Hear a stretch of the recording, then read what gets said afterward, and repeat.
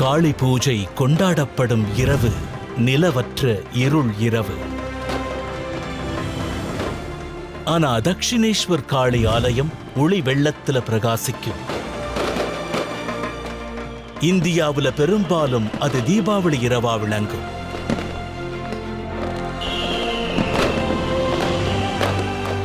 ஆனா இந்தியாவோட இந்த கிழக்கு நகரத்துல காளி தேவி ஆட்சி செலுத்தும் மாதாவா விளங்குறதோடு தன் பக்தர்கள் மனங்களை ஆட்கொண்ட இரக்க குணமுடைய தேவியாவும் விளங்குறாங்க. இது காளி தேவியின் கதை.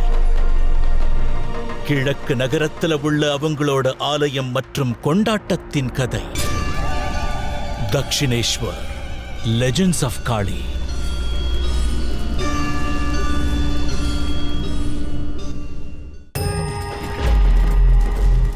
சக்தி, அதன் அர்த்தம் ஆற்றல். அது ஆதிசக்தி, பிரபஞ்ச சக்தி, நிகரற்ற சக்தி. சக்தியின் முழு வடிவமா விளங்குற காளி தேவி துர்சக்திகளையும் தீமையையும் அழிக்கும் தெய்வமா விளங்குறதோட வீரமங்கையா காட்சி அளிக்கிறாங்க. கோபத்தின் முழு வடிவமா விளங்குற தேவிய பற்றின புராணங்கள் இரத்தக்கரை படிந்ததா விளங்குது. ஆனா காளி அமைதியுற்ற வேளையில காக்கும் கடவுளாவும் நல்வழி காட்டவல்ல தேவியாவும் விளங்கி படைப்பின் அன்னையா காட்சி அளிக்கிறாங்க. தெய்வ திருவுருவமான சக்தி துர்க்கையாவும் காளியாவும் பல வடிவங்கள்ல போற்றப்படுறாங்க.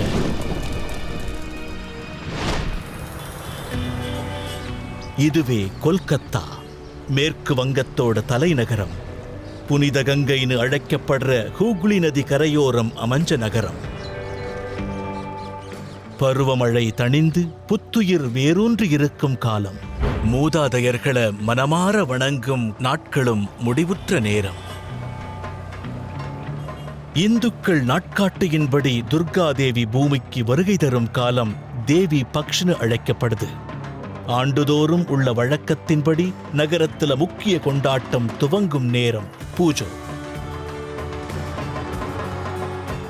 தேவிக்கு நன்றி செலுத்தும் 9 நாள் கொண்டாட்டத்திற்கு பிறகு வருவதுதான் விஜயதசமி, அதாவது பிஜோயா. அசுரனான மகிஷாசுரன தேவி துர்க்கை வெற்றி கொண்ட நாளா அது திகழுது. தெய்வ சக்தி தீய சக்தியை வென்ற நாள். அழிவிலிருந்து ஆக்கத்தின் சக்தி உதித்தெழுந்த தினம்.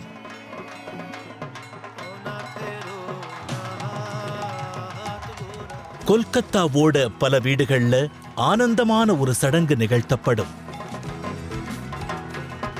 சிந்தூர் கேலான அழைக்கப்படுற அது பெண்மையை போற்றும் சடங்காவும் திகழுது. திருமணம் மற்றும் வளத்தின் அடையாளம் சிந்தூர். தங்களோட ஆற்றல் மூலத்தையும் சமூகத்துல தங்களுக்குள்ள அடையாளத்தையும் புலப்படுத்த பெண்கள் ஒருத்தருக்கு ஒருத்தர் சிந்தூரம் இடுற சடங்கு இது. தாய்மை, பெண்மை மற்றும் வளமையை போற்றக்கூடிய கொண்டாட்டமா இது விளங்குது. துர்கா பூஜா கொண்டாட்டத்தின் முக்கியமான இறுதி நாள் பிரிவு. பக்தர்களின் நம்பிக்கைப்படி தேவி இந்த உலகத்தை விட்டு பிரிந்து தன் கணவரான ஈசனை அடையும் நாள். பெங்கால்ல இந்த பாரம்பரியம் இன்ட்ரெஸ்டிங்கா இருக்கும். தேவி தன் கணவரான சிவனை சென்றடைவதற்கு முன்னாடி தன்னோட தந்தையின் வீட்டுக்கு வருவாங்க. அதாவது தாய் தன் கணவரை பிரிந்து தன் குழந்தைகளோட 10 நாள் விடுமுறையில வர்ற காலம் இது. அதனால மகளை வரவேற்கும் விதமாகவும் விருந்தளிச்சு உபசரிக்கும் விதமாகவும் கொண்டாட்டம் நடக்கும். பெரிய கிராண்ட் மெட்டாபிசிக்ஸை சாமானிய மக்களும் புரிந்து கொள்ளும் விதத்துல இது கொண்டாடப்படுது.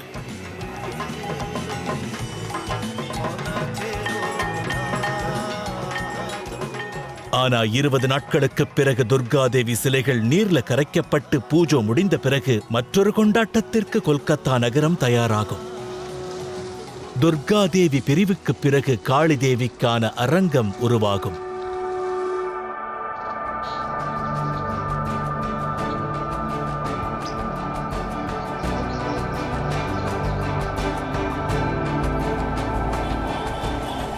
நகரத்தோட வடக்குல குயவர்களின் நகரமான குமார் துளியில பரபரப்பு பணிகள் தொடங்கும். ஹூக்ளி நதிக்கரை களிமண் தெய்வ வடிவமா உருவெறத் துவங்கும். கலையும் பக்தியின் அர்ப்பணிப்பும் இணைந்து களிமண் புனித காளி தேவியா மாறும். துர்க்கைக்கான கொண்டாட்டத்தின் 7வது நாளான இந்த திருவிழா தினத்துல இதற்கிடையில காளி தேவிய பத்தின கதைகளை கொண்ட சுவாரஸ்யம் நிறைந்த காளி கதா சொற்பொழிவுகள் துவங்கும். அந்த சொற்பொழிவுகளை அதிகாலை வானொலி ஒளிபரப்புல தெளிவா கேட்கலாம். காளி தேவியை பத்தின ஒவ்வொரு கதைகளையும் நாள் முழுக்க கேட்கலாம். ஒவ்வொரு நாளும் ரேடியோ மிர்ச்சியில் ஒரு ஷோவில் நான் ஹோஸ்ட் பண்ணுறேன். அதுக்கு ஒரு பேரும் உண்டு, காளி கதா. ரொம்ப பாப்புலரான ஷோ. காளி தேவியை பற்றியும் மற்ற தெய்வங்களை பற்றியும் நான் அதில் சொல்லுவேன். எல்லா ரிலிஜனை சேர்ந்தவங்களும் அந்த நிகழ்ச்சியை ரொம்ப சுவாரஸ்யமாக கேட்பாங்க. துர்க்கை தாயான காளி தேவியோட அருமைகள், பெருமைகள், தீய சக்தியை அழித்த விதம், அருள் பாலிக்கும் தாயா தன் பக்தர்களை தேவி அரவணைக்கும் செயல், ஒவ்வொன்றும் மனசுக்கு இதம் தரக்கூடிய நிகழ்வுகள். மிர்ச்சி 98.3 கொல்கத்தா. இந்து புராணங்களின்படி துர்க்கை மற்றும் காளி இருவருமே சக்தியின் வடிவங்கள். மேலும் சக்தி சிவசக்தியின் சரிபாகம். இதன் அடிப்படை தத்துவம் அனைத்து உயிர்களின் ஆதாரம், பெண்மை மற்றும் ஆண்மையின் சக்திகள். கொல்கத்தாவின் அடையாளமே காளிதான்னு பலரும் சொல்றதுண்டு. ஒரு கூற்றின்படி ஒரு சமயம் கால்கட்டான்னு அறியப்பட்ட இந்த கொல்கத்தா காளிக்கு தொடர்புடைய காளி கதா அல்லது காளி க்ஷேத்ராலேருந்து தோன்றியதுன்னு அறியப்படுது.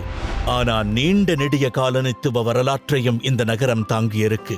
1686 கிழக்கிந்திய கம்பெனி வணிகத்துக்காக காலூன்றிய சமயத்துல காலிகட், கோவிந்தாபூர், சுதானுட்டி போன்ற கிராமங்கள் ஒன்றிணைந்து கால்கட்டாவா மாறுச்சு.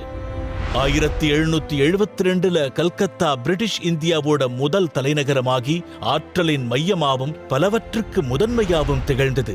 1780 ஆசியாவின் முதல் அச்சிடப்பட்ட செய்தித்தாளா வெளிவந்தது ஹிக்கீஸ் பெங்கால் கெசட். குதிரைகள் இழுத்த முதல் டிராம் வண்டி, இந்தியாவில் தயாரிக்கப்பட்ட முதல் கார், மேற்கத்திய கல்விக்கான முதல் மையம் அனைத்தும் இங்க தோன்றுச்சு.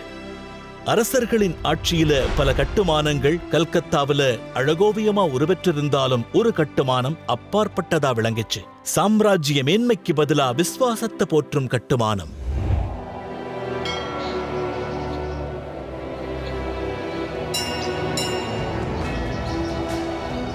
ஹூக்ளி நதியோட கிழக்கு கரையில பிரம்மாண்டமா காட்சியளிப்பதுதான் பிரமிப்பூட்டும் தேவி ஆலயம், தக்ஷிணேஸ்வர் காளி ஆலயம். இடம்பெற்றிருக்கும் கிராமத்தின் பெயரை தாங்கியிருக்கும் ஆலயம். இந்த ஆலயத்தில் வீற்றிருக்கும் தேவியின் பெயர் ஸ்ரீ ஸ்ரீ ஜெகதீஸ்வரி காளி மாதா தாக்குராணி.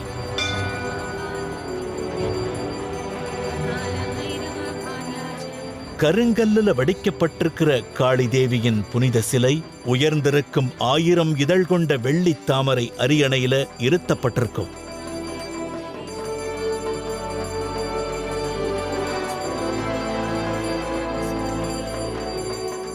தேவியின் இரு இடக்கரமும் அழிக்கும் ஆற்றல குறிக்கும். அபயா மற்றும் பாரா முதுராவ இரு வலக்கரமும் கொண்டிருக்கும். அருள் நல்கும் ஈகை மற்றும் பாதுகாப்பின் அடையாளம். தேவியின் வழிபாடு ஹரப்பா யுகத்திலேயே தோன்றியதா அறியப்படுறதோட கால மாற்றத்திற்கேற்ப மாறுபட்டும் வந்திருக்கிறதா தெரியுது. தேவியை பற்றின போற்றுதல்கள், புகழ் பாடல்கள் 4ஆம் நூற்றாண்டிலிருந்தே வேத புராணங்கள்ல இடம்பெற்றிருக்கு. ஆதியின் ஆற்றல் அல்லது சக்தியை சுட்டிக்காட்டும் விதமா காளிங்கிற திருநாமம் சுமார் 1500 ஆண்டுகளுக்கு முன்னாடி மார்க்கண்டேய புராணத்துல தோன்றியிருக்கு. பெங்கால்ல 17ஆம் நூற்றாண்டு வரைக்கும் காளி தேவி வனதேவதையா பூஜிக்கப்பட்டு வந்திருக்காங்க. தேவியின் இந்த அச்சுறுத்தும் உருவம் தாந்திரீக சடங்குகளுக்கு தொடர்புடையது. மேலும் தேவியின் பக்தர்கள் ரகசியமா வழிபட்டாங்க. பிறகு 18ஆம் நூற்றாண்டுல காளி தேவி மென்மை மற்றும் இனிமையின் வெளிப்பாடா பக்தர்களின் இல்லங்கள்ல இடம்பெற துவங்கினாங்க. ஆனா காளி தேவியின் புராண மூலமானது கனிவிற்கும் அப்பாற்பட்டது. 1100 ஆண்டுகளுக்கு முன்னாடி கிபி 5-6ஆம் நூற்றாண்டுல எழுதப்பட்ட தேவி புராணத்துல துர்கை உதிக்கும் கதையை நாம படிக்க முடியும். மகிஷாசுரனோட அராஜகத்தால தேவர்கள் பயந்து ஓடிக்கிட்டு இருப்பாங்க. தேவி கிட்ட முறையிடுவதன் மூலமா தேவி துர்கையா தோன்றுவாங்க. அதன் பிறகு நடக்கிற யுத்தத்துல பெரும் போராட்டத்திற்கு பிறகுதான் இருள் சக்தி அழிக்கப்படும். தேவி அந்த அசுரனோட பெரும் போர் நடத்தி பல அசுரர்களை கொல்லுவாங்க. அதுல ஒரு முக்கியமான அசுரன் ரக்த பீஜன். அந்த அசுரனுக்கு ஒரு குறிப்பிட்ட சக்தி உண்டு. அதாவது அவனோட ஒரு சொட்டு ரத்தம் நிலத்துல விழுந்தாலும் இன்னொரு ரக்த பீஜன் உதிப்பாங்கிற வரத்தை பெற்றிருப்பான். அதனால அந்த யுத்த காலத்துல ஆயிரக்கணக்கான ரக்த பீஜ அசுரர்கள் எதிர்த்து நிற்கும் போது கடவுள்கள் தவிச்சு நிற்பாங்க. துர்கா தேவி கிட்ட முறையிட்டதன் மூலமா அவங்க கிட்ட இருந்து உக்கிரமான ஒரு உருவம் தோன்றும். அதுதான் ரௌத்ரமான காளி தேவி. தன் நாக்க யுத்த களம் முழுக்க நீட்டி ரத்த பீஜனின் ரத்தம் நிலத்துல விழாம தடுத்து அவனோட எண்ணிக்கையை குறைப்பாங்க. அந்த வகையில ரத்த பீஜனோட மொத்த குருதியும் காளி தேவியால உறிஞ்சப்பட்டிருக்கும். அதனால தான் அவங்க உருவம் சிகப்பு நாக்க நீட்டிய வண்ணம் இருக்கும். அந்த சிகப்பு வண்ணம் ரத்த பீஜனோட ரத்தமா அறியப்படுது. ருத்ர ரூபம் கொண்ட காளி யுத்தத்திற்காக தோன்றிய உருவம். இரத்த ருசி கொண்ட தேவி, கபால மாலை அணிவிக்கப்பட்ட அலங்காரம், அழிக்கும் எண்ணம் கொண்ட அச்சுறுத்தும் முகபாவம்.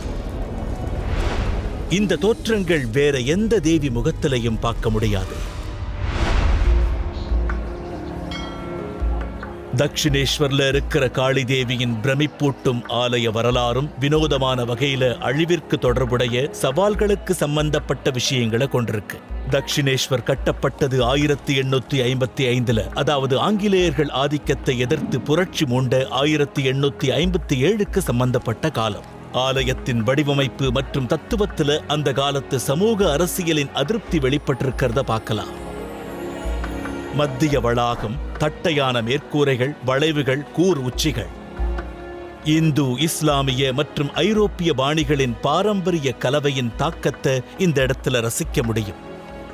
தக்ஷிணேஸ்வர்ல 9 கூர் கோபுரங்கள் உண்டு. இது ஒரு நவரத்ன ஆலயம். இன்னைக்கு பெங்கால்ல வழிபடக்கூடிய நவரத்ன ஆலயங்கள் ரொம்ப குறைவு.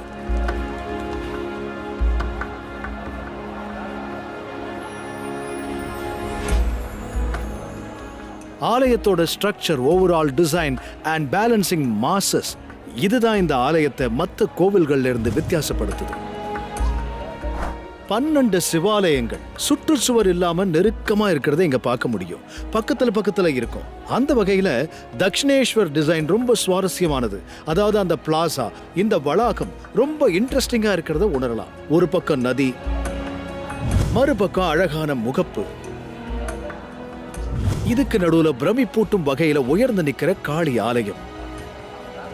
இந்த டெம்பிளோட கன்ஸ்ட்ரக்ஷனை எடுத்துக்கிட்டா series of beams and tile roof இருக்கும். அந்த காலத்துல ரொம்ப விலை உயர்ந்த டைல்ஸ்னா பனாரஸ் டைல்ஸ், அதை பயன்படுத்தி இருப்பாங்க. பெண் கடவுளின் ஆலயமா இது போற்றப்படுற மாதிரியே பற்பல தடைகளை கடந்து தக்ஷிணேஸ்வர் ஆலயத்தை கட்டின வீரம் மிக்க பெண்மணியின் வரலாறும் போற்றுதலுக்குரியது. ராணி ராஷமணி பிரபலமானத்துக்கு காரணம் அவங்க தாழ்த்தப்பட்ட சமூகத்தை சேர்ந்தவங்களா இருந்தும் இதை அவங்க சாதிச்சு காட்டினாங்க. செல்வந்தர் வீட்டுக்கு மருமகளா போன அவங்க ஒரு டேலண்டட் பிசினஸ் உமனா இருந்தாங்க. 11 வயதுல ராஷ்மணி ஜன் பசாரோட ஜமீன்தாரான பாபு ராஜ்சந்தர் தாச கரம் பற்றினாங்க. அவர் சமூக சீர்திருத்தவாதியான ராஜா ராம்மோகன் ராயோட நண்பர். தன் கணவரோட முற்போக்கு சூழல் நிலவிய அரண்மனை போன்ற வீட்டுல ராஷ்மணி கல்வி படிப்பை முடிச்சாங்க. நாளடைவுல அவங்க மிகவும் தேர்ந்த புத்தி கூர்மையுடைய வணிக பெண்மணியா அறியப்பட்டாங்க. ஆனா 40 வயது நிரம்பி இருந்தப்ப அவங்க தன் கணவரை இழந்தாங்க. சதிங்கிற உடன்கட்டை ஏறுதல் வழக்கம் அப்ப நடைமுறையில இருந்தாலும் பொதுவா விதவைகள் அமைதியான வாழ்க்கையை மேற்கொள்ளும் நிலை இருந்துச்சு. அந்த வகையில ராணி ராஷ்மணியும் பனாரஸ சென்றடைஞ்சாங்க. அங்க அவங்களுக்கு ஒரு விஷயம் புலப்பட்டுச்சு. வாரணாசிக்கு படகுல போறப்ப அவங்களுக்கு ஒரு காட்சி தெரிஞ்சிருக்கு. தரிசனம் தந்த காளி தேவி என்னை விட்டுட்டு எங்க போற? நான் கொல்கத்தாவில தானே இருக்கேன், இங்க எனக்கு ஒரு ஆலயத்தை கட்டுன்னு சொல்லியிருக்காங்க. அப்படி கட்டப்பட்ட ஆலயம்தான் தக்ஷிணேஸ்வர் ஆலயம்.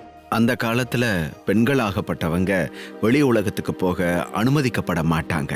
ஸோ அந்த காலத்துல ஒரு பெண்மணியோடைய ஆலய கட்டுமானங்கிறது ரொம்ப கஷ்டம். ஒரு பக்கம் ஆர்த்தடாக்ஸ் ஃபோர்ஸஸ் இருக்கும், இன்னொரு பக்கம் பார்த்தீங்கன்னா அந்தணர்களின் கட்டுப்பாடு இருக்கும். இதுக்கு நடுவுல ஒரு ஆலயத்தை கட்டுறது முடியாத காரியம். இந்த சவால்களுக்கு நடுவுல அவங்க அதை சாதிச்சு காட்டியிருக்காங்க. பாரம்பரியம் மற்றும் சமூக தடைகளை கடந்து ஆலயத்தை உருவாக்குறது ஒரு பக்கம் சவாலா இருந்தாலும் அந்த கட்டுமானத்திற்கு பெரும் பொருட்செலவும் தேவைப்பட்டுச்சு. 9 ஆண்டுகள்ல கட்டி முடிக்கப்பட்ட அந்த ஆலயத்தின் மொத்த செலவு 8 லட்சம் ரூபாய். அந்த காலத்தை பொறுத்தவரை அது பெரும் தொகை. ராணி ரோஷ்மணி எதிர்கொண்ட சவால்கள் இது மட்டும் கிடையாது. அவங்களோட தொண்டு போற்றுதலுக்குரியது. அந்த காலத்துல அப்பப்ப ஆங்கிலேயர்களை எதிர்த்து போராடியதோட பெங்காலோட சமூக பொருளாதார மேம்பாட்டுக்காகவும் அவங்க பல வகைகள்ல பங்காற்றிருக்காங்க. இன்னைக்கு பெங்காலோட பிரபலமான கலாச்சாரத்துல ராணி ரோஷ்மணி போற்றப்பட்டுகிட்டு இருக்காங்க. சமூகத்தின் தாய்ங்கிற முறையில லோகமாத்தான்னு போற்றப்படுற அவங்க 1955 வெளிவந்த சினிமா மற்றும் சமீபத்திய தொலைக்காட்சி தொடர் கதையிலையும் மையமா விளங்குனாங்க. 1994 அவங்களோட 220வது பிறந்த நாளையொட்டி ராணியின் உருவம் கொண்ட அஞ்சல் தலை வெளியாச்சு. அவங்க கட்டின ஆலயம் புதிய யோசனைகள் மற்றும் எண்ணங்களுக்கும் புதிய நம்பிக்கைகளுக்கும் வழிவகுத்த வண்ணம் இருக்கு.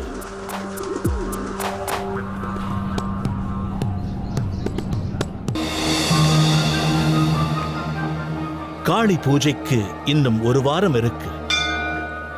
தக்ஷிணேஸ்வர் காளி ஆலயத்துல காலை நேரம் சிகப்பு வண்ணமா மாறத் துவங்கியிருக்கு.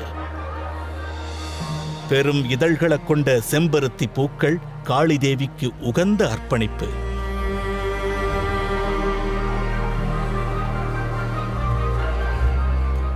செம்பருத்தியின் இதழ்கள் காளியின் சிவந்த நாக்கா கருதப்பட்டாலும் மலர்கள் வளமையை குறிக்கும் அடையாளமா விளங்குது.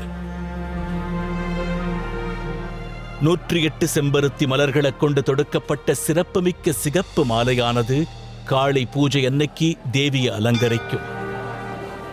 நன்றி தெரிவிக்கும் விதமாகவும் விருப்பம் நிறைவேறுவதற்கான வேண்டுதலாகவும் தரிசனங்களுக்காகவும் பக்தர்கள் இங்க வருகை தருவாங்க. ஆனா அமிர்தாவின் வருகையில 3 அடங்கி இருக்கு. தன்னை வாழ வைக்கும் சக்தியே காளி தேவிதான்னு மனப்பூர்வமா நம்புறாங்க. காளி தேவி என்னை பொறுத்த வரைக்கும் தாய். எனக்கு அம்மான்னு இப்ப யாரும் இல்ல. அதனால நான் காளி தேவியை தான் அம்மாவா நினைக்கிறேன். எல்லாத்துக்கும் அவங்க தான் காரணம். கல்யாணத்துக்கு முன்னாடியே என் ஹஸ்பண்டோட 12 இயர்ஸா பழகிருக்கேன். கல்யாணம் நடக்கவே இல்லை. ஏதோ ஒரு ப்ராப்ளம் வந்துட்டே இருந்தது. ஒரு கட்டத்துல அவரோட எனக்கு பிரேக்கப் ஆயிடுச்சு. அப்ப என் ஹஸ்பண்ட் என்கிட்ட வா தக்ஷிணேஸ்வர் கோயில் போலாம், அங்க போய் பூஜை பண்ணலான்னு சொன்னாரு. அதுக்கப்புறம் நான் இந்த கோயிலுக்கு வந்தேன். தாயே எனக்கு கல்யாணம் நடக்கல, இதுக்கு என்னதாமா வழின்னு வேண்டினேன்.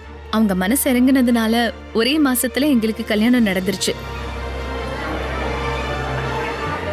இன்னைக்கு நான் என் ஹஸ்பண்டோட தான் இங்க வந்திருக்கேன். தேவி கிட்ட ஒரு முக்கியமான வேண்டுதல் இருக்கு. ஒரு அழகான வாரிசுக்கான வேண்டுதல். இதுதான் எனக்கும் என் ஹஸ்பண்டுக்கும் இருக்கிற ஒரே வேண்டுதல். அன்பு, அர்ப்பணிப்பு, பக்தி, அச்சம், தியாகம். அம்மா தாயே, குறைவில்லாத வாழ்க்கையை கொடுங்கம்மா. பக்தர்கள் மனசுல காளி தேவி பல உணர்வுகளை வெளிப்படுத்துறாங்க.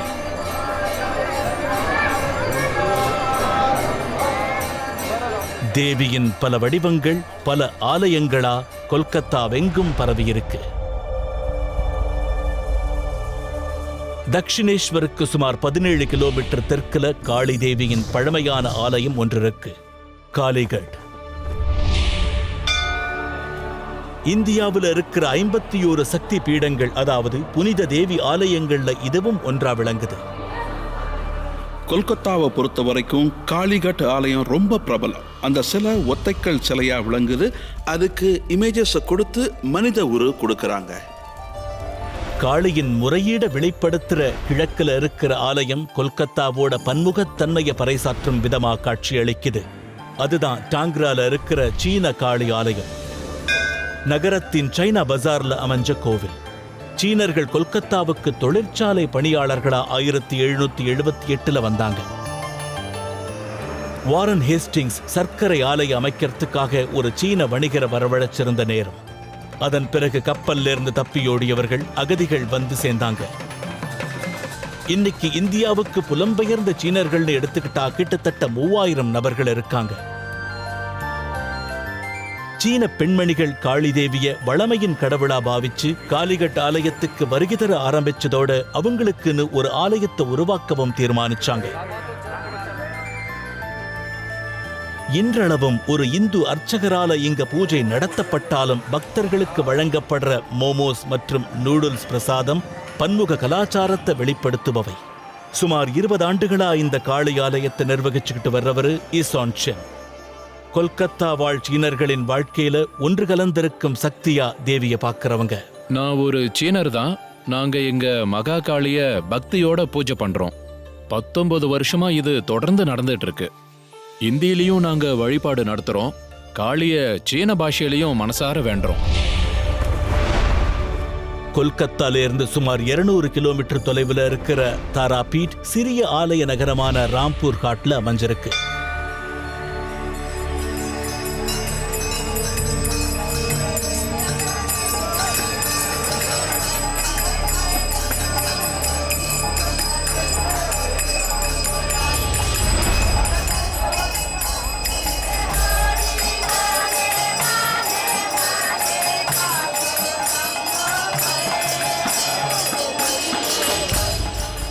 மூன்றாம் கண்ணோடையும் இரத்த வண்ணத்துல நீண்டிருக்கும் நாக்கோடையும் காட்சியளிக்கிற தேவிதான் மா தாரா. தாந்திரீக கடவுளில் முக்கியத்துவம் வாய்ந்த தெய்வம். 10 மகா வித்தைகள்ல ஒன்றா அல்லது பல உருவம் கொண்ட தேவிகள்ல முக்கியமானவங்களா விளங்குறாங்க. ஒவ்வொன்றும் ஈசனின் துணை கொண்டிருந்தாலும் ஒவ்வொரு வடிவமும் பெண்மையின் ஆற்றல் மிக்க சொரூபமா காட்சியளிக்குது. மேலும் ஒவ்வொரு வடிவமும் தனித்துவமான ஆற்றல் கொண்டதா வழிபடப்படுது. பகலாமுகி மஞ்சள் வர்ண ஆடை உடுத்திய இந்த தெய்வம் எதிரிகளை தடுத்து நிலைகுலைய வைக்கக்கூடியவங்க. தலை இல்லாத சின்ன மஸ்தா. அச்சுறுத்தும் தேவியின் இந்த வடிவம் அறுக்கப்பட்ட தன் சொந்த தலையோட இரத்த களரியா காட்சி அளிக்கும் தேவி. மாத்தங்கி அல்லது சண்டாளினி மரகத பச்சையோட காட்சியளிக்கும் இந்த தேவி ஈர்க்கும் சக்திக்காகவும் அமானுஷ்ய ஆற்றலுக்காகவும் வழிபடப்படுறாங்க.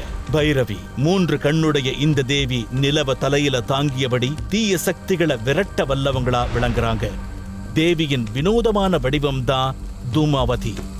தூமாவின் அர்த்தம் புகை. விதவை கோலம் பூண்ட இந்த தேவி ஆபரணமின்றி கோபத்தோட காட்சியளிப்பாங்க. ஷோடஷி போன்ற இளமையான அழகான மென்மை ரூபங்களும் உண்டு. புவனேஸ்வரி புத்திர பாக்கியத்தையும் ஞானத்தையும் வழங்கும் தெய்வம். கமலா மகா வித்யாவின் இந்த கடைசி வடிவம் செல்வத்தையும் செழிப்பையும் வாரி வழங்கவல்ல தெய்வம். கடவுள்களின் உச்சத்துல இருக்கிறது காளி மற்றும் தாரா. நட்சத்திரம்ங்கிற பொருள் கொண்ட இந்த தாரகை வளர்ச்சி ஞானத்தின் மீது வேட்கை கொண்டவங்களா இருப்பாங்க. சில புராண கூற்றுகளின்படி தேவாசுரர்கள் பார்க்கடல கடஞ்சப்ப வெளிப்பட்ட ஆலகால விஷத்தின் சக்தியை முறிக்க ஈசனுக்கே பாலூட்டியதாவும் குறிப்புகள் எடுத்துரைக்குது. தாரகை விற்றிருக்கிற இடத்துல தாந்திரீகமும் இருக்கும். தாரா தேவியின் ஆலயத்திற்கு அருகாமையில இருக்கிற மயான பூமியானது பல தாந்திரீக பக்தர்களின் வசிப்பிடமாகவும் விளங்குது. ஆதவன் அஸ்தமிச்சதும் தாந்திரீக நடவடிக்கைகள் இங்க பரபரப்பா துவங்கும். தீ மூட்டப்பட்டு சடங்குகள் நடைபெற துவங்கும். சிவசக்தி பாரம்பரியத்தை பின்பற்றும் தாந்திரீகர்கள் தங்களோட சக்தியின் மையமா சக்தியும் ஆற்றலும் வாய்ந்த காளியை மையப்படுத்தியிருப்பாங்க.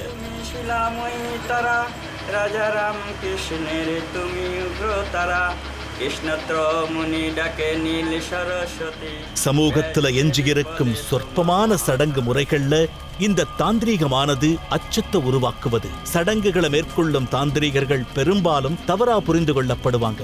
ஆனா கௌரிய சந்திச்சீங்கன்னா மனக்கசப்புகளே பேரவாவுக்கு வழிவகுக்கும்னு புரியும். என்னோட சின்ன வயசுல இருந்தே நான் இங்க வரேன். 2001 எங்க அம்மா இறைவனடி சேர்ந்தப்ப நிரந்தரமா நான் இந்த மயான பூமிக்கு வந்து சேர்ந்துட்டேன். தாராதேவியை மனசார வழிபடுறேன். இங்க உள்ள குருமார்கள் இந்த கோள் மூலமா எனக்கு மந்திர உச்சாடனத்தை சொல்லி கொடுத்துருக்காங்க. தீய சக்தியை விரட்டி அடிக்க முடியும்.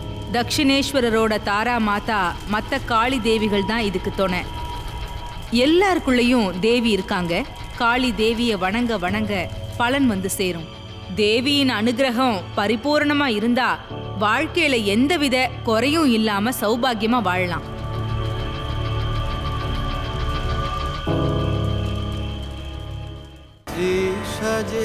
கொல்கத்தா பழமை உலகத்தை தன்னுள் அடக்கிய நவீன நகரம்.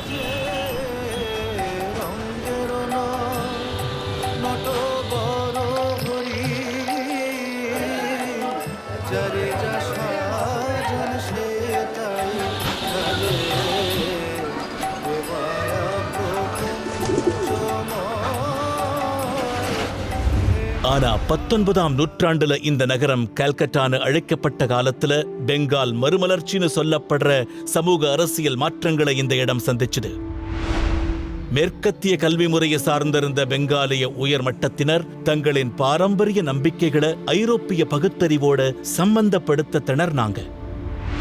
சமூக சீர்திருத்தவாதியான ராஜா ராம்மோகன் ராயால நடத்தப்பட்ட பிரம்ம சமாஜ் அமைப்பு அடிப்படை கூறுகளை வெகுவா சார்ந்திருந்தது. ஆனா தக்ஷிணேஸ்வர் காளி ஆலயம் தன்னுள் அடக்கிய தத்துவங்கள் மற்றும் ஆன்மீக குருமார்கள் மூலமா இடைவெளிகளை நிரப்பிச்சு. ராமகிருஷ்ண கதாதர் சட்டோபாத்யாய் தலைமை குருவா பதவியேற்கும் சமயத்துல 20 வயது கூட நிரம்பாம இருந்தார். ஆழ்ந்த ஆன்மீகவாதியான அவரை பலரும் பின்பற்ற துவங்கினாங்க. அவரின் சொற்பொழிவுகள் பெரும் வரவேற்பை பெற்றதோட ராமகிருஷ்ண பரமஹம்சர் எனவும் அவர் போற்றப்பட்டார். மேலும் பல மத நம்பிக்கைகளால அவர் ஈர்க்கப்பட்டார். தக்ஷிணேஸ்வர் ஆலயம் சித்தாந்தங்களின் மையமா உருவெற்றுச்சு.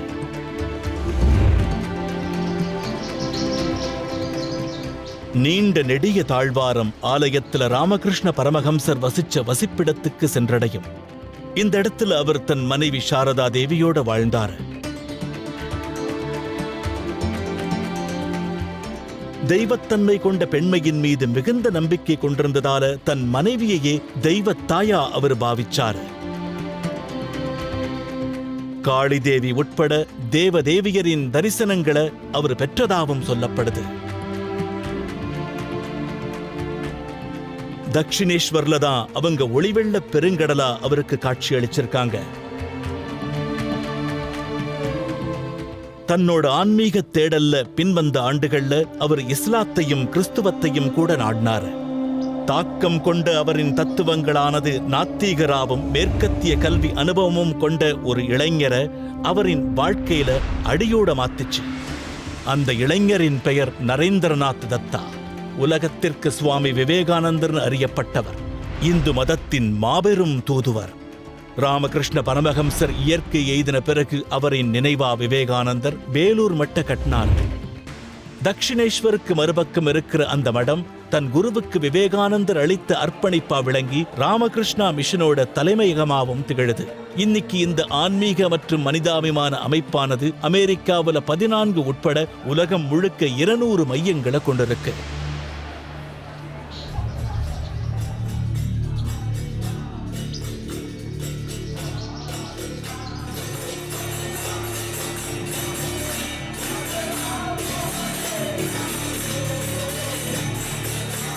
காளி பூஜாவுக்கு இன்னும் சில தினங்களே இருக்கிற நிலைமையில தக்ஷிணேஸ்வர சுத்தி இப்பவே திருவிழா காலம் தொடங்கிடுச்சு.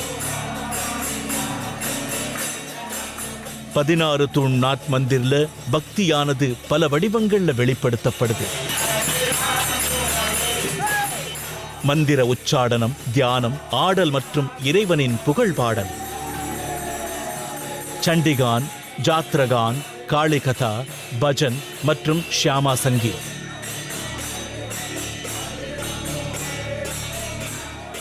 அந்தி பொழுதான மாலை வேளையில ஷாமா சங்கீதத்தின் ஒலி எண் திசையும் பரவும்.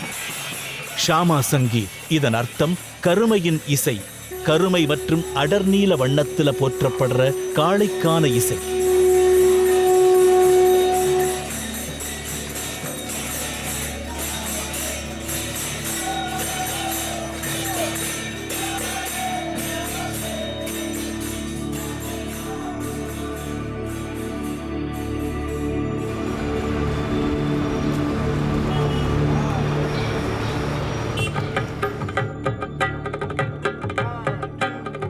ராஜர்ஷி கொல்கத்தாவை சேர்ந்த இந்த இசைக்கலைஞர் ஷாமா சங்கீதத்துக்கான தன்னோட ஒத்திகையை தொடங்கியிருக்கார்.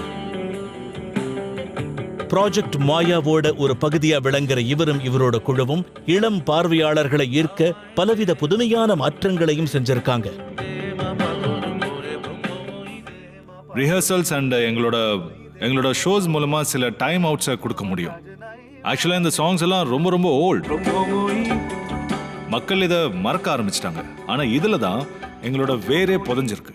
பிகாஸ் இதெல்லாம் பாங்களா மொழிக்கு மட்டுமே எக்ஸ்க்ளூசிவ் ஆனது. দেমা পাগল করে ব্রহ্মময়ী দেমা পাগল করে আমার কাজ নাই মাগন বিচারে দেমা நவீன தத்துவங்கள், பாரம்பரிய மதிப்புகள் இன்றளவும் தக்ஷிணேஸ்வர்ல பின்னி பிணைந்திருக்கிறத உணரலாம். সমসা শ্রী চৈতন্য প্রেম ভারে অচৈতন্য. எங்க ஆல்பம் ரிலீஸ் ஆயிருக்கு. அதுல 6 சாங்ஸ் இருக்கு. சில புது மெட்டீரியலையும் நாங்க ஒர்க் பண்றோம். வரப்போற காளி பூஜை அன்னைக்கு அதை ரிலீஸ் பண்ணலான்னு பிளான் பண்ணிருக்கோம். আমার ইচ্ছা করে ওই ছটারে গরুল খাইরে প্রাণে মারি ইচ্ছা করে মনরে தக்ஷிணேஸ்வர்ல ராணி ராஷ்மணி மற்றும் ராமகிருஷ்ண பரமஹம்சரோட பெருமைகள் இன்றளவும் நீடிக்குது. ஜாதி, மதம், இனம், வயது, வர்க்கம்னு எந்த பாகுபாடும் இல்லாம யார் வேணாலும் இங்க வரலாம். মাগো তারা ও শঙ্করী মাগো তারা. இந்த ஆலயம் பலருக்கு மதங்களின் எல்லைகளையும் கடந்த வழிகாட்டுதலை காண்பிச்சிருக்கு.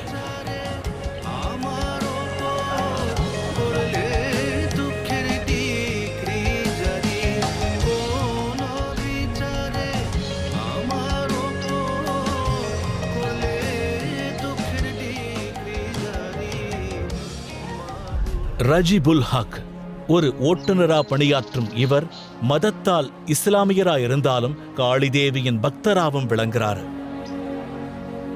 நாங்க நமாஸ் படிக்கிறதுக்கு மசூதிக்கு போறோம். அங்க எங்களுக்கு என்ன மன நிம்மதி கிடைக்குதோ அதே மன நிம்மதி இந்த ஆலயத்திலையும் முழுமையா கிடைக்குது. இந்து, முஸ்லிம், கிறிஸ்துவருங்கிற பாகுபாடெல்லாம் எனக்கு கிடையாது. கடவுள் ஒருத்தர் தான்னு நான் நம்புறேன். நான் கத்துக்கிட்டதை குழந்தைகளுக்கு சொல்லிக் கொடுக்குறேன். என் மனசுல என்ன இருக்கோ அந்த உண்மையை தான் நான் அவங்களுக்கு போதிக்கிறேன். நம்மளோட தர்மத்தை உண்மையா பின்பற்றினாலும் அடுத்தவங்களோட தர்மத்தையும் சமமா மதிக்க கத்துக்கணும். வனதேவதையா வழிபட்டுக்கிட்டு வந்த காளிதேவி இன்னைக்கு மதங்களும் கலாச்சாரங்களும் போற்றும் தெய்வமா உருவெடுத்திருக்காங்க. காளி மீது கொண்ட பக்தி வேட்கை தொடர்ந்த வண்ணமே இருக்கு.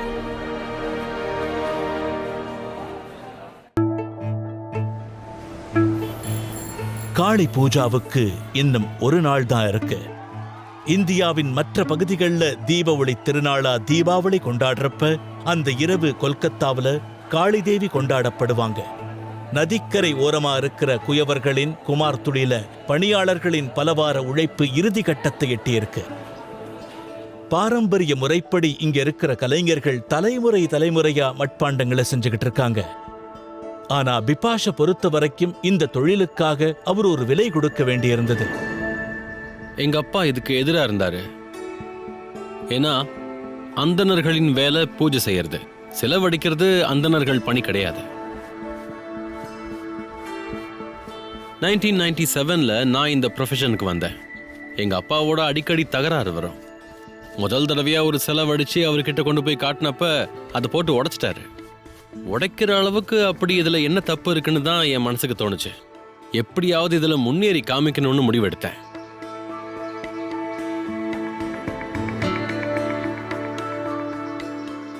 காளியோட உருவத் தோற்றம் தீய சக்தியை அழிச்சு நன்மையை தோற்றுவிக்கிற அற்புத அடையாளமா இருக்கு. புறக்கணிக்கப்படுறது எல்லாம் பிறகு மனமாற ஏற்கப்படும். இன்னைக்கு மட்டும் எங்க அப்பா உயிரோட இருந்தா என்னை பார்த்து ரொம்ப பெருமைப்படுவார்.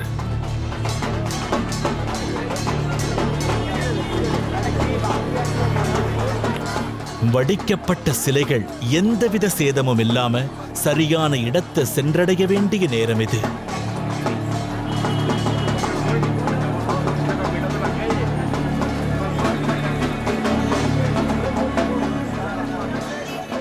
நகரத்தின் வேறு இடங்கள்ல சமகாலத்தை சேர்ந்த புது கலைஞர்கள் தங்களின் விருப்பப்படி காளிதேவியை உருவாக்க ஆரம்பிச்சிருந்தாங்க.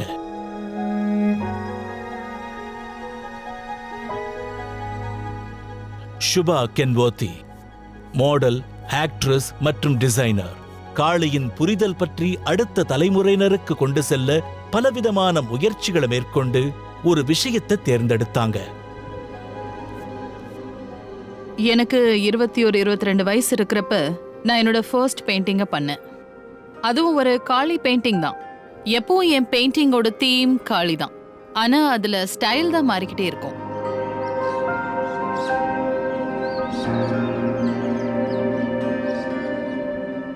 நான் பெயிண்ட் பண்ற என்னோட காளிக்கு ட்ரெடிஷ்னலான பழைய அந்த காளியோட வடிவத்தை விட்டுட்டு ஏலியன் லுக் கொடுத்தேன். இன்னைக்கு இருக்கிற யங் கைஸ்க்கு காளிய பத்தின புரிதல் வரணுங்கிறது தான் என்னுடைய எண்ணம். காளி தேவி ஒரு பொண்ணா இருந்தாலும் ருத்ர தேவி அண்ட் வெளியே நீட்டிக்கிட்டு இருக்கிற சிகப்பு நாக்குக்கு புராண ரீதியா பல அர்த்தங்கள் இருக்கு. ஆனா என்ன பொறுத்த வரைக்கும் சமுதாயத்தை பரிகரிசிப்பதாதான் நான் நினைக்கிறேன். ஹியூமன் பீயிங்ஸோட ட்ரூ நேச்சர் சுதந்திரமா இருக்கணுங்கிறப்போ எதுக்காக எல்லாரும் பின் வாங்குறீங்கன்னு கேட்கிற மாதிரி அது இருக்கும்.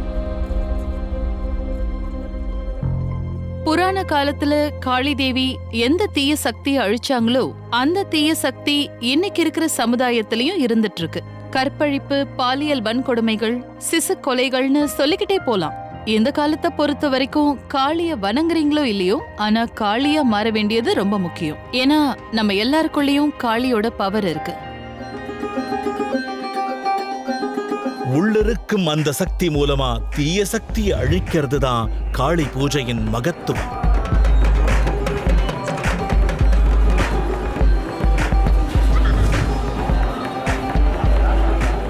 துர்கா பூஜைக்கு பிறகு 20 நாட்களுக்கு அப்புறம் கொல்கத்தா மீண்டும் உயிர் பெறும். விருந்துபச்சாரம், இசை மற்றும் திருவிழா.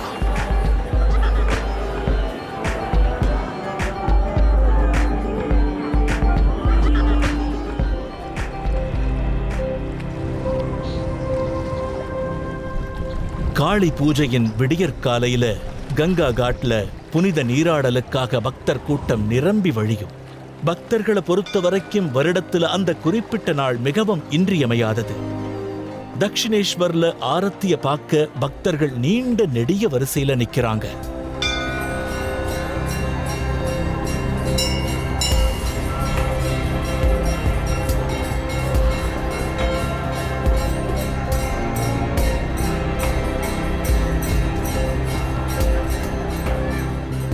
உலகத்தோட பல பகுதிகளில் இருந்து பக்தர்கள் வர்றதால பாதுகாப்பு கொடுக்க வேண்டியது அவசியமா இருக்கு. எங்க வேணாலும் போக அனுமதிக்கிறோம். இங்க வர்றவங்க எந்த விதமான தங்கு தடையும் இல்லாம, பிரச்சனையும் இல்லாம எல்லா இடத்தையும் சுத்தி பார்த்து திரும்பி போகணுங்கிறது தான் எண்ணம். பக்திங்கிறது பரமானந்தம். பல பக்தர்கள் அந்த நாள் முழுக்க விரதம் இருந்து பூஜை முடிந்த பிறகுதான் சாப்பிடுவாங்க. தக்ஷிணேஸ்வர்ல முக்கியமான நிகழ்வு நடுநிசிக்கு பிறகு துவங்கும்.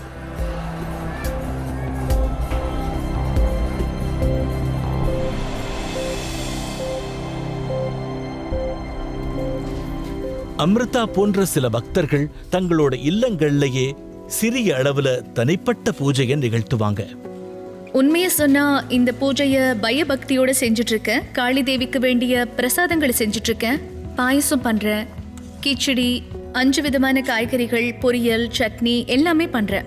ஒரு பக்கம் பக்தர்கள் காளி தேவிக்கு படையலா சைவ உணவை சமைக்கும் நேரத்துல பெங்கால்ல காளி தேவிக்கு அசைவ உணவும் படையலா படைக்கப்படுது. காளி தேவியின் தசாப்த பரம்பரா மேன்மையை நாம இங்க உணரலாம். காளி தேவிக்கு ஆடுகளும் எருமைகளும் பலியிடப்படுறதோட மதுபானங்கள் கூட படையலா வைக்கப்படும்.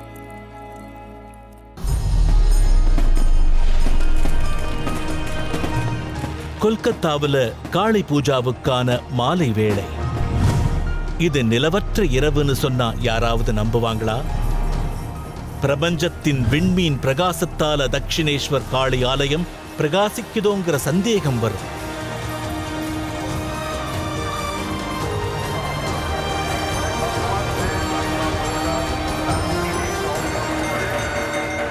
மனமாற பிரார்த்தித்து நிறைவேறிய வேண்டுதலுக்கெல்லாம் காளிக்கு நன்றி தெரிவிக்கும் நேரம். எங்கும் பக்தி மயம், அனைவர் மனதிலும் பக்தி உணர்வு.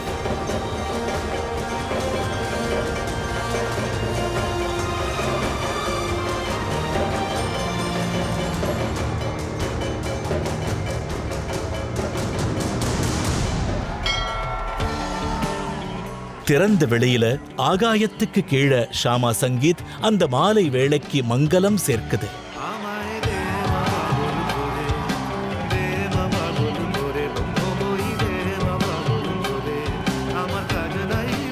ராஜர்ஷி மற்றும் அவரோட குழுவினர் பயபக்தியோட பாடத் துவங்கி இருக்காங்க. அந்த இசைக்கு பக்தர்கள் கூட்டம் மெய்சிலிர்த்து நிக்குது.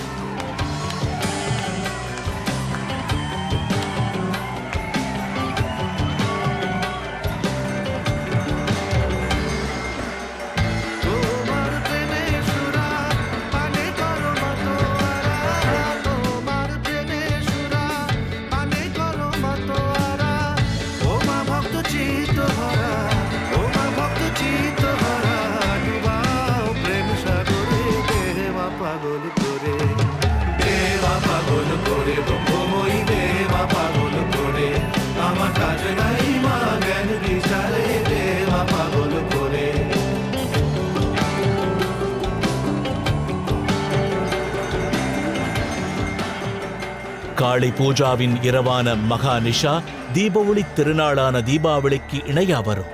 இந்தியாவின் பெரும்பாலான இடங்கள்ல தீபம் ஏற்றப்படும் போது தேவாசுர யுத்தத்துல காளி தேவி ரத்த பீஜன வெற்றி கொண்ட வெற்றி திருவிழா கொல்கத்தாவுல பெரும் கோலாகலமா கொண்டாடப்படும். இந்துக்களின் நாட்காட்டியில கார்த்திகை மாதம் புனிதத்துவம் நிறைந்ததா போற்றப்படுது. அந்த மாதத்துல வர்ற முதல் அமாவாசை அன்னைக்கு நாடு முழுக்க இந்துக்கள் அம்மனை வணங்கி பண்டிகையை துவங்குறாங்க. தீபாவளியின் ஒரு பகுதியா வட இந்தியாவுல செல்வத்தின் அடையாளமான லக்ஷ்மியும் போற்றப்படுறாங்க. கிழக்குல காளி தேவி மையமா பூஜிக்கப்படுறாங்க. மார்க்கண்டேய புராணத்தின்படி காளி தேவி யுத்த களத்துல ரத்த பீஜன வென்று அவனோட ஒவ்வொரு சொட்டு ரத்தத்தையும் உறிஞ்சி குடிச்சதாவும் அதகளம் செஞ்சதாவும் குறிப்பிடப்படுது. ஜீவராசிகள் அஞ்சும் வகையில காளியின் ஆக்ரோஷம் உச்சம் பெற்றப்ப காலடியில கிடக்கிற சிவனை பார்த்த பிறகு காளியின் ஆக்ரோஷம் தணிஞ்சதா சொல்லப்படுது. ஆங்காங்கே கதைகள் ஓரளவு மாறுபட்டாலும் தீய சக்திய தெய்வசக்தி வென்றதன் அடையாளமா காளி பூஜா பெங்கால்ல மிகவும் விமர்சையா கொண்டாடப்படுது.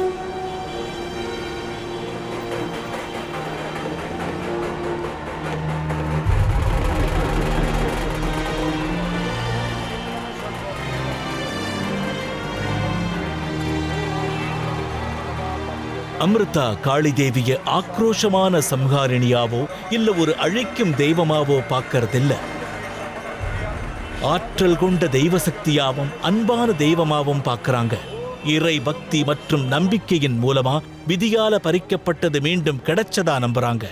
தான் இழந்த தாய தேவியின் வடிவத்துல தரிசிக்கிறாங்க. காளி தேவி கிட்ட நான் வேண்டதெல்லாம் ஒண்ணுதான். இது நாள் வரைக்கும் எனக்கு துணையா இருந்த அவங்க இனிமேலும் துணையா இருக்கணும். என் வாழ்க்கையில இனிமே நடக்கிற ஒவ்வொரு விஷயத்திலையும் அரவணைக்க அவங்க கூடவே இருக்கணும். ஒரு தாய் தன்னோட மகளை பாதுகாக்கிற மாதிரி அவங்க என்ன பாதுகாக்கணும்னு வேண்டிக்கிறேன்.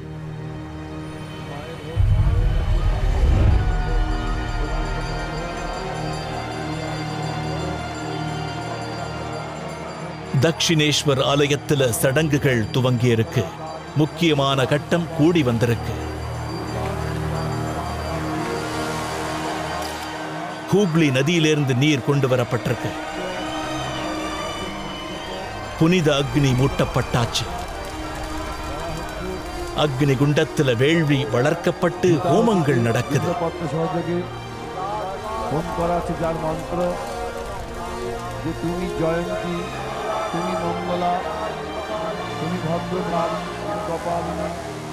তুমি দুর্গা, তুমি শিবা, তুমি ক্ষমা, তুমি ধাত্রী, তুমি স্বাহা আর তুমি স্বাহা, এই মন্ত্র।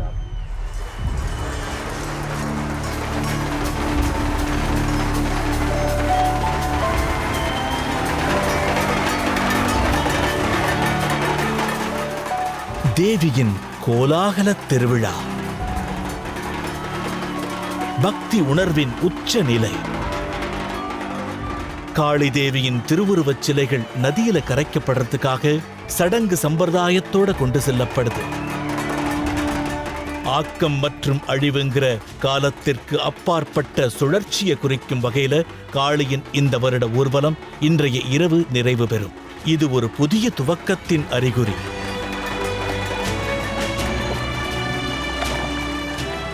நதியில தேவியின் சிலை கரைதல், அகிலத்தில் தேவியின் அடையாளம் மறைதல், இரண்டும் இயற்கையின் ஒரு பாகம். இந்த நிகழ்வு நவீன உலகத்தோட ஆற்றல் மிகுந்த அடையாளம். தேவியின் உருவம் நீர்ல கரைக்கப்பட்டாலும் ஆற்றல் மிகுந்த அந்த தெய்வ சக்தி அகிலத்தையும் அதில் வாழும் உயிர்களையும் என்றென்றும் காக்கும்.